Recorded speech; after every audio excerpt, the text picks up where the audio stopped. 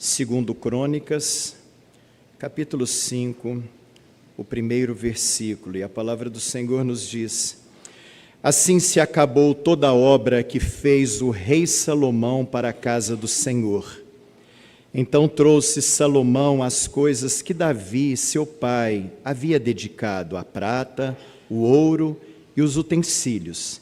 Ele os pôs entre os tesouros da casa de Deus. Queridos, a tradição judaica, ela aponta a Esdras como escritor do livro das Crônicas. E quando nós lemos o livro das Crônicas, nós vamos ver uma reestruturação cultica feita para o Deus único e o Deus verdadeiro.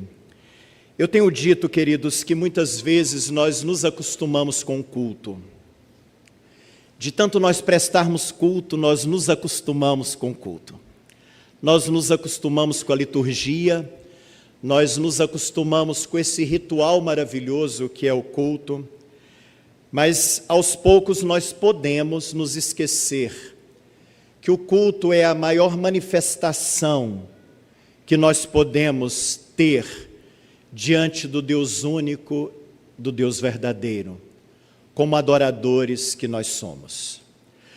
Quando nós olhamos para a definição de culto, nós vamos ver que culto é uma adoração ou uma homenagem à divindade em qualquer de suas formas e em qualquer religião.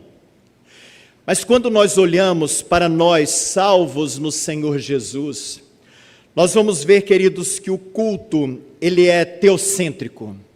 O culto, ele é cristocêntrico. O culto, ele é um ato relacional. Numa relação nossa como adoradores que somos com o Deus adorado, e numa relação nossa como adoradores que somos em igreja, em corpo de Cristo, em família cristã.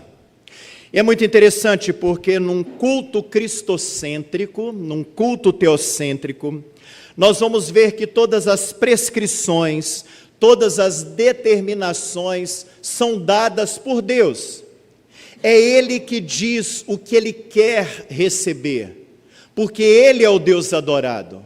Ele é que está no centro, Ele é que determina, Ele é que prescreve o culto.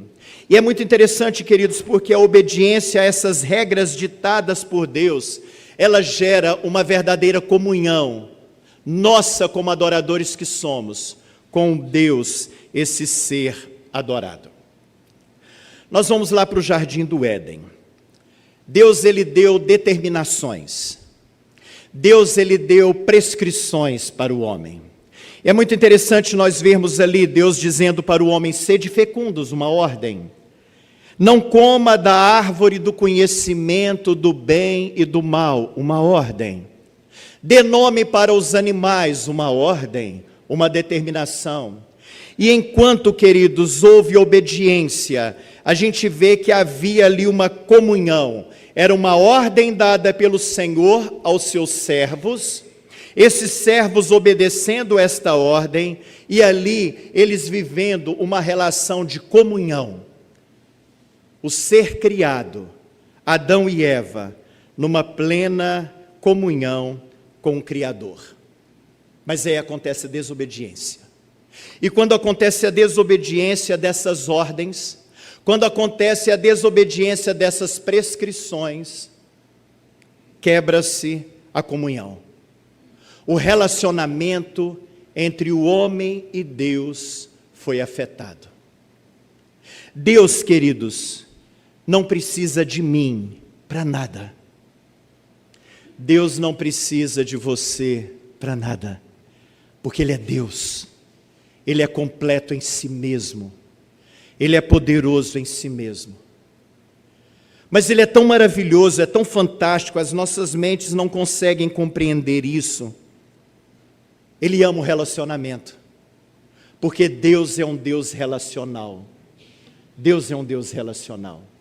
E aí, queridos, a partir desse momento da desobediência, dessa quebra da comunhão, desse relacionamento afetado, Ele vai trazer de volta o homem à comunhão. Ele vai trazer de volta o homem ao relacionamento com ele, esse ser adorado. E é muito interessante porque ali no jardim, ele tem uma conversa com Satanás. E ele diz para Satanás: vai vir o descendente da mulher. Você vai machucar esse descendente, mas esse descendente vai pisar a sua cabeça. Nós vemos ali uma promessa feita no jardim do Éden. A promessa do Salvador, que viria para nos resgatar do império das trevas e nos transportar para o reino do Filho do seu amor. Ali no jardim é feita a promessa pelo próprio Deus. Nós vamos ver, queridos, nesse ato relacional, Deus matando um cordeiro, Deus matando um animal, o sangue sendo derramado, e ele pegando a pele desse animal e vestindo Adão, vestindo Eva da sua nudez, da sua vergonha. Nós vemos ali, queridos, no jardim do Éden, esse ato de misericórdia de Deus. E quando nós olhamos para esse termo misericórdia, a gente divide ele em dois termos: misericordia, que significa colocar o coração na miséria. Isso significa misericórdia, colocar o coração na miséria. E o que Deus fez, colocou o coração dele na miséria do homem, num ato misericordioso, e cobre ali Adão e Eva da sua nudez, cobre Adão e Eva da sua vergonha. E mais, ele age com graça. Ele tira Adão e Eva do jardim. Eles já tinham comido em desobediência o fruto da árvore do conhecimento do bem e do mal, mas havia uma árvore que era a árvore da vida. E num ato de graça, Deus retira o homem do jardim, para que ele não comesse da árvore da vida, porque ele, como pecador que se tornara, se comesse da árvore da vida, ele seria eternamente pecador.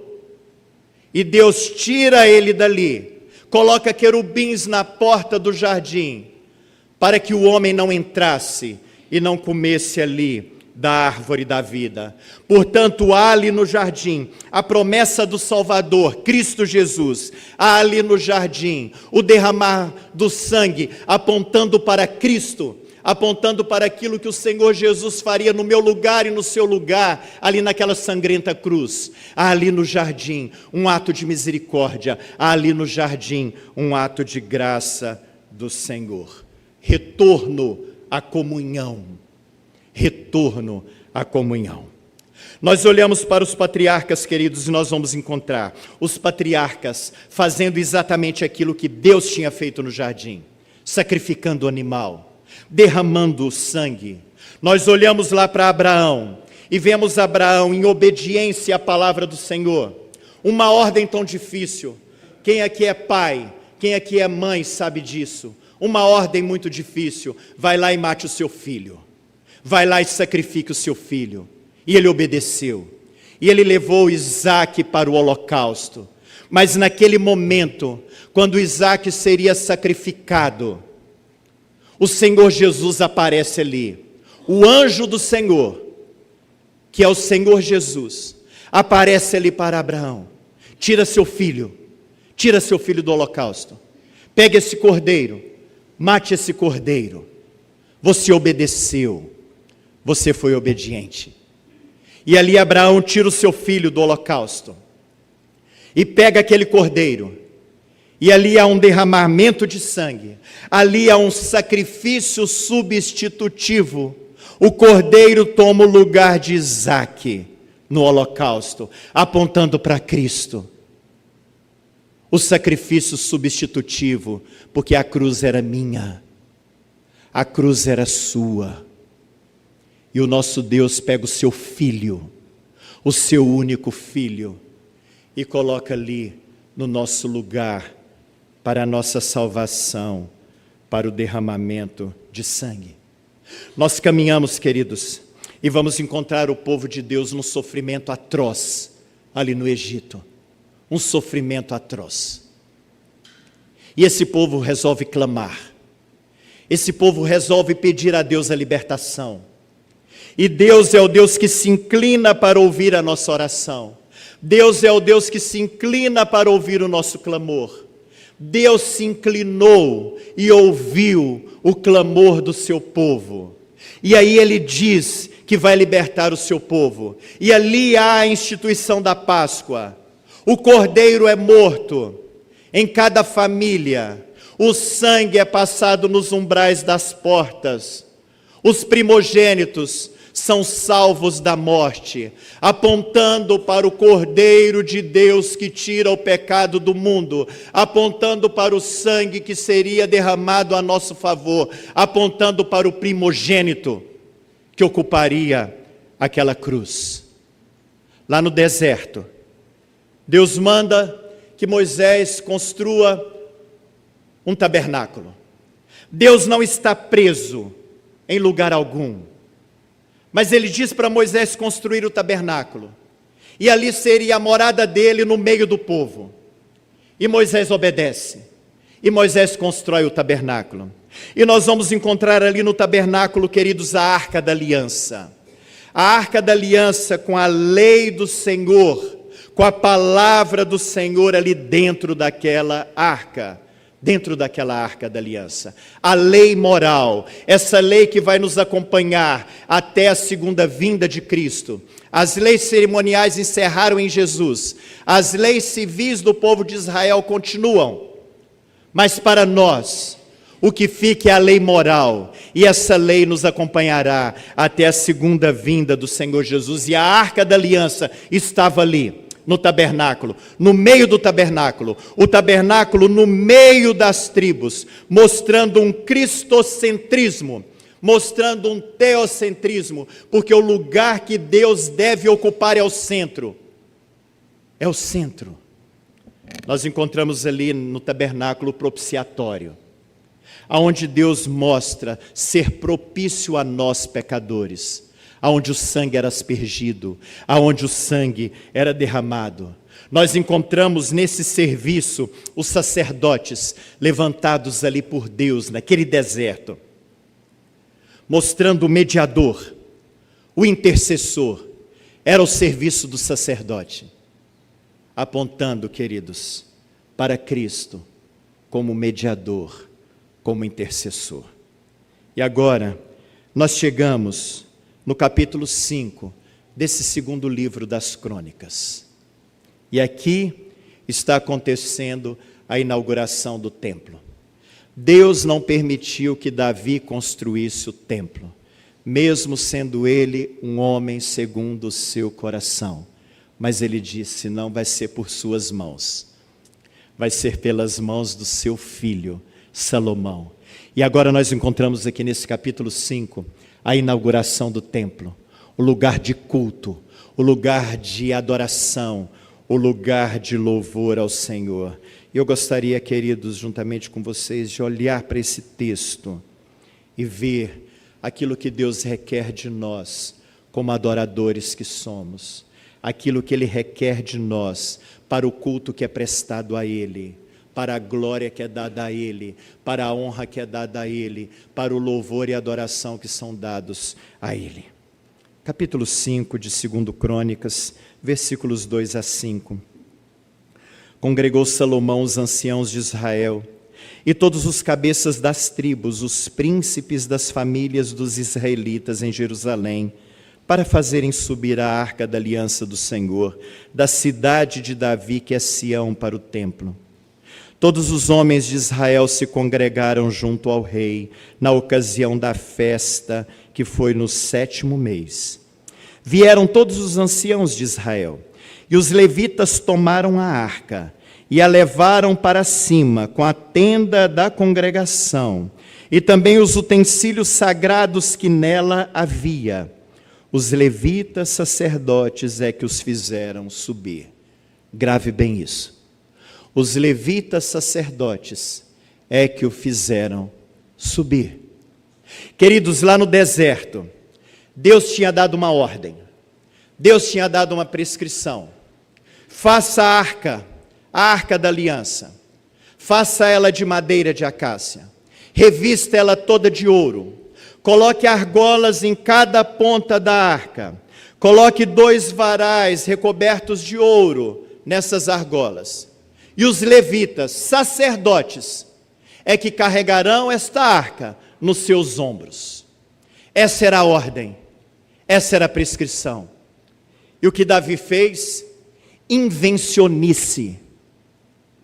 E Deus não quer invencionice, porque Deus nos mostra como Ele quer ser adorado, como Ele quer ser cultuado. Certamente Davi pensou, puxa vida, já tem tempo que essa arca é carregada nos ombros dos levitas, vamos mudar isso, vamos fazer uma coisa diferente. Agora a gente vai carregar a arca num carro de boi. Mandou fazer um carro de boi. Colocou a arca da aliança num carro de boi. Deus não tinha falado para colocar a arca da aliança num carro de boi. Era sobre os ombros dos levitas. E agora está a arca sendo carregada num carro de boi. O boi tropeçou. E Uzá, para não deixar que a arca caísse, tocou na arca, ninguém podia tocar na arca. Uzá cai morto, como juízo de Deus. Queridos, Deus requer da minha vida como adorador, Deus requer da sua vida como adorador, obediência, em absolutamente tudo.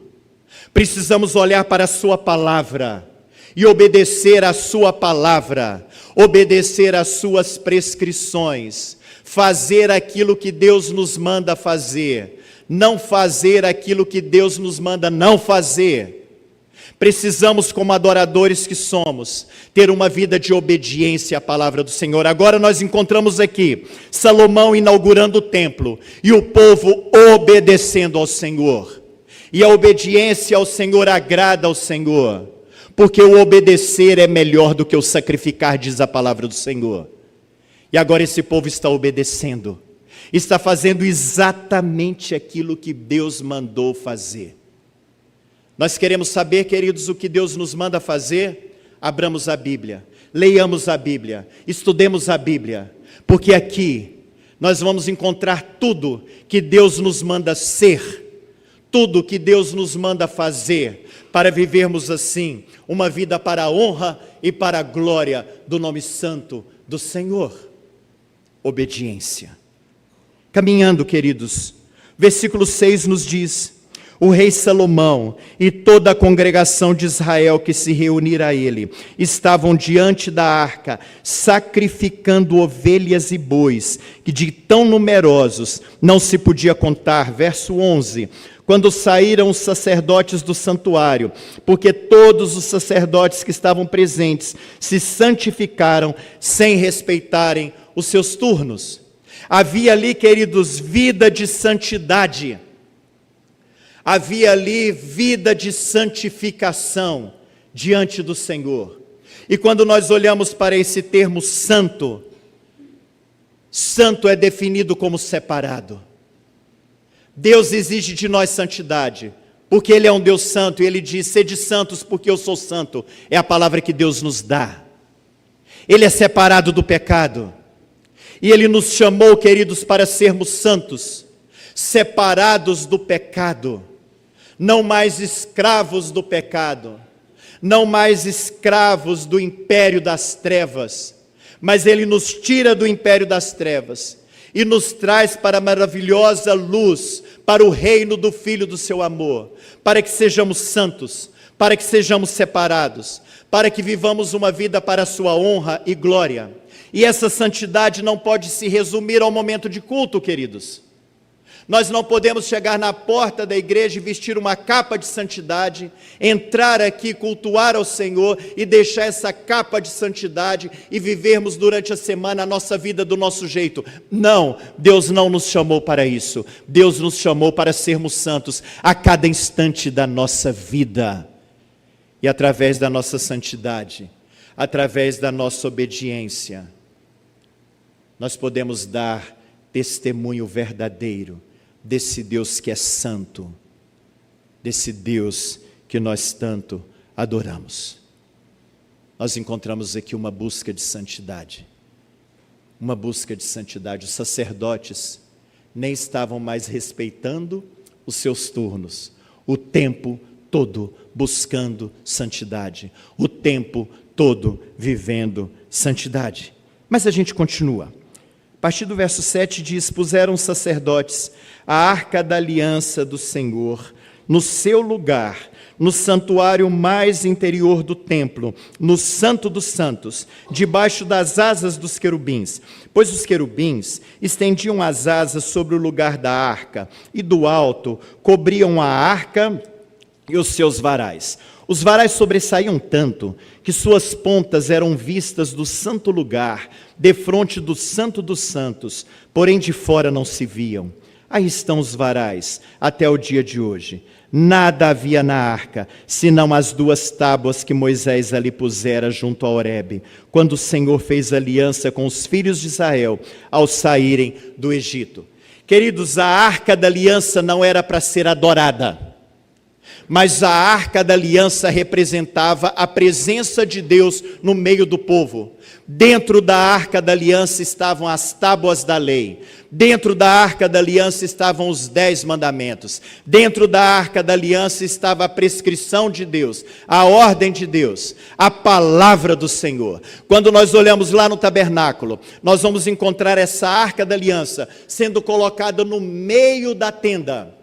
E a tenda sendo colocada no meio das tribos, mostrando um teocentrismo, mostrando um cristocentrismo. Agora a arca é trazida para o templo, e lá no templo, ela é colocada no lugar mais interior do templo, no Santo dos Santos, mostrando, queridos, que o lugar de Deus é no centro. O lugar de Deus é no centro. Como tenho preocupado, queridos, em ver tantos cultos, aonde o homem está no centro, aonde a música deixou de ser um instrumento nas mãos de Deus para adoração a Ele, e passou a virar show, aonde os pastores se transformaram em coaching, aonde a palavra já não é mais o centro, aonde Deus não está mais no centro. Deus não aceita isso, queridos. Deus está no centro, e Ele quer estar no centro. Portanto, um culto, para ser aceitável diante do Senhor, tem que ser um culto cristocêntrico, tem que ser um culto teocêntrico. Como é abençoador, queridos, nós participarmos de um culto como esse que nós estamos participando, com uma teologia teocêntrica, com uma teologia cristocêntrica, com uma liturgia teocêntrica, com as músicas apontando para Cristo, as músicas apontando para o sangue de Cristo. Isso é bênção, é isso que Deus requer de nós, queridos. O centro das nossas vidas, o centro do nosso coração, o centro da nossa alma, o centro da sua igreja, o centro do culto, o centro da adoração. Porque Ele requer de nós, queridos, Ele requer de nós um culto teocêntrico. E agora esse povo, entendido disso, está lá, colocando a arca no centro, no lugar mais interior do templo, no Santo dos Santos, e adorando esse Deus único e verdadeiro. Sabe o que acontece, queridos? Quando nós obedecemos ao Senhor, quando nós vivemos uma vida de santidade diante do Senhor, quando nós colocamos Deus no lugar dEle, no centro das nossas vidas, no centro do culto, Deus se manifesta.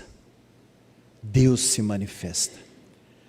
O versículo 14 vai nos dizer assim, vamos pegar a parte B do versículo 13. Aliás, vamos ler o 13 e o 14. Quando em uníssono, a um tempo, tocaram as trombetas e cantaram para se fazerem ouvir, para louvarem o Senhor e render-lhe graças. E quando levantaram eles a voz com trombetas, símbolos e outros instrumentos músicos, para louvarem o Senhor, porque Ele é bom, porque a sua misericórdia dura para sempre, então sucedeu que a casa, a saber, a casa do Senhor, se encheu de uma nuvem. obediência, santidade, Deus no centro. E agora esse povo está louvando, esse povo está adorando. O louvor, queridos, é o reconhecimento dos feitos de Deus. O louvor é o reconhecimento daquilo que Deus é. E a adoração é o reconhecimento exclusivo daquilo que Deus é. E esse povo estava ali reconhecendo os feitos de Deus. Esse povo estava ali reconhecendo quem Deus era. O Deus soberano, o Deus majestoso, o Deus glorioso, o Deus poderoso, o Deus misericordioso, o Deus gracioso, o Deus amoroso, o Deus que é justo, o Deus onipotente, onipresente, onisciente, o Deus único e verdadeiro. E esse povo está ali cantando, os instrumentistas estão ali tocando, 120 trombetas tocadas pelos sacerdotes. Lá na minha terra, na nossa terra, lá em Goiás, em Goiânia, a gente convive bem com essas trombetas, né, os berrantes. E a gente sabe o que é o som de um berrante. Agora imagina 120 berrantes tocando, ali naquele templo, e o povo cantando para se fazer ouvir, sabe como? Igual a gente cantou agora. Cantando para fora, cantando com gosto, cantando com alegria, cantando com louvor, no reconhecimento dos feitos de Deus, no reconhecimento da glória de Deus. E isso precisa estar a cada dia nas nossas vidas, queridos, nos nossos corações. Quantas vezes nós clamamos, oramos. Deus se inclina, ouve a nossa oração, nos responde, nos dá a bênção, e nós logo nos esquecemos e paramos de agradecer. Eu tenho certeza que cada um de vocês tem muita lembrança dos feitos de Deus, toda a sua vida, e de hoje, tão somente de hoje. Nós temos motivos para louvar a Deus pelos seus maravilhosos feitos. Nós temos motivos para adorar a Deus pelo que Ele é. E era isso que o povo estava fazendo. Era isso. E Deus se agradou. Deus se agradou. Deus teve aquela relação de comunhão.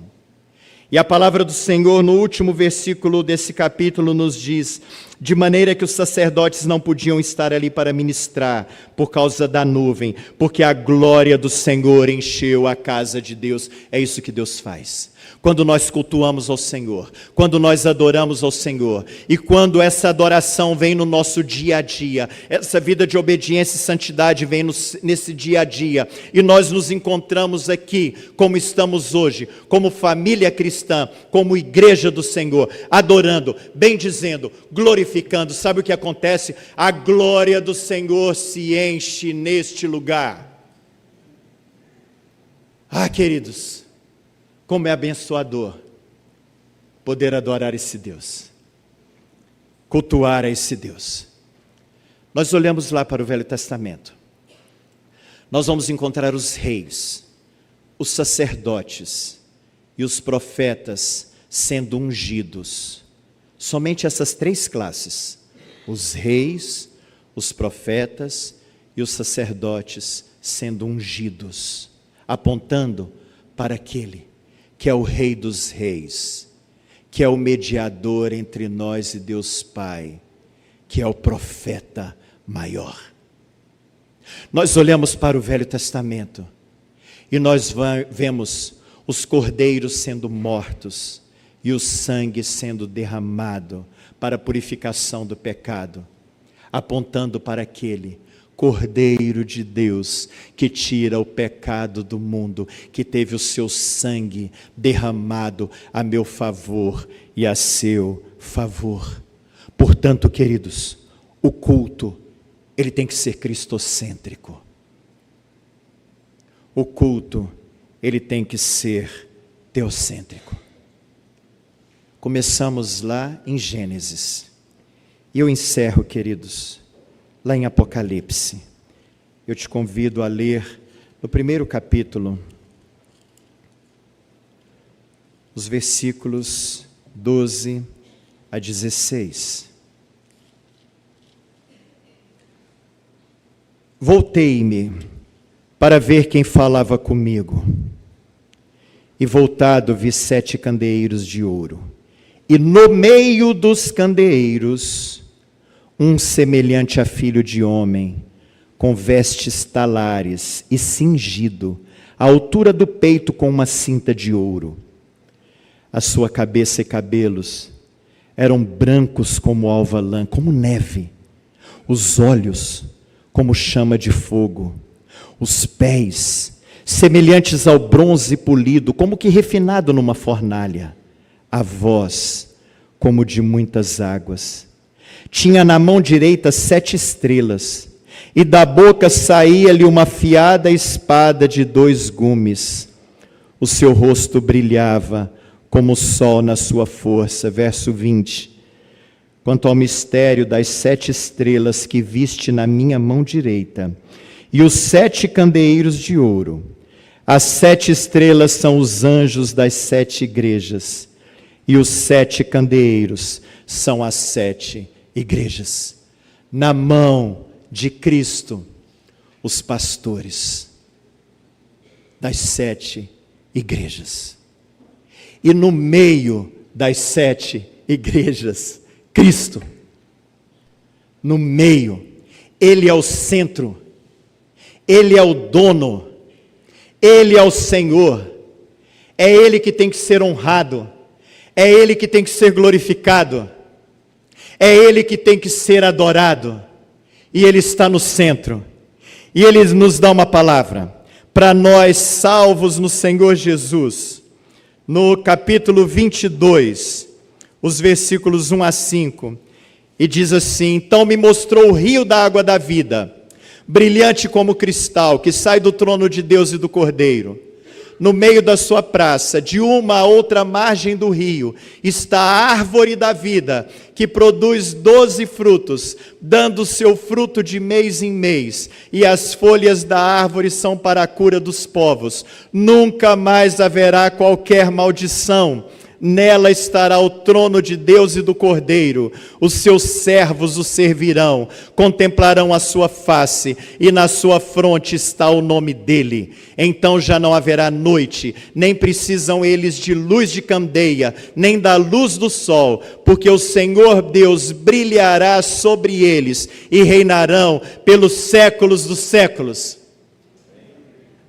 O homem não pôde, queridos, comer do fruto da vida lá no jardim, e Deus guardou essa árvore para todos aqueles que são salvos, e nós poderemos comer do fruto da vida, e para sempre adorar o Senhor, bendizer o Senhor, glorificar o Senhor, o Deus da nossa vida, o Deus que nos salvou.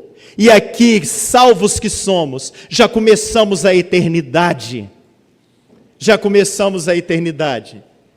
Mas haverá um tempo que estaremos ali, na presença do Senhor, contemplando a sua face e cultuando Ele, noite e dia.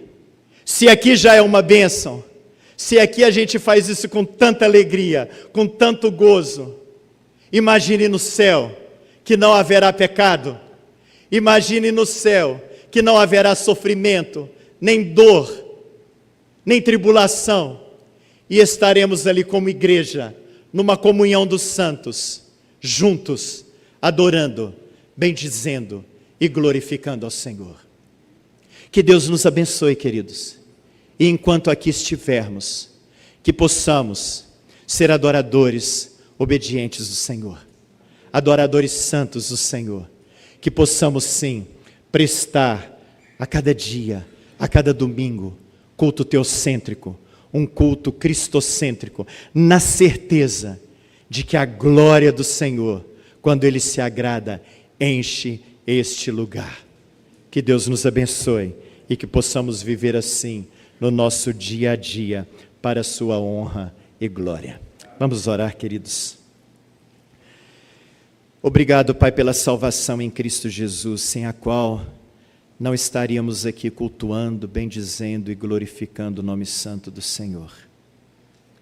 Obrigado por essa igreja, por essa igreja que é luz nessa cidade, por essa igreja, Pai, que dá tempero nessa cidade.